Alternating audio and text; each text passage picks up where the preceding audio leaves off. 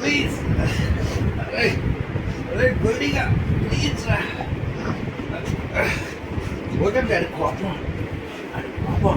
ఇది ఆడి వస్తువు కానీ ఎవడైనా ముట్టాడా అయిపోతే దమ్మడు.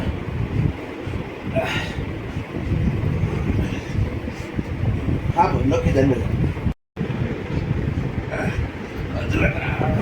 వదులురా చిక్కటిగా వదులు. నీ పచ్చి దాన్ని చూడు.